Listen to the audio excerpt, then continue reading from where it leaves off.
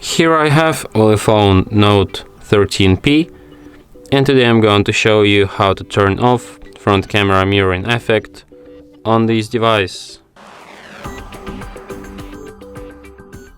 So firstly, what you have to do is to open camera. Then when you adjust in normal photo mode, switch to the front camera, tap on the gear icon to access its settings, and here you can find this option mirror.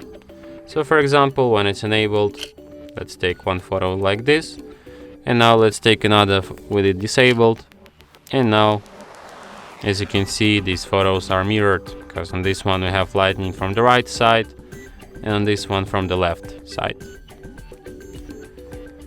So yeah, and that's it. Thanks for watching. If you find this tutorial useful, don't forget to hit that like button and subscribe to our channel.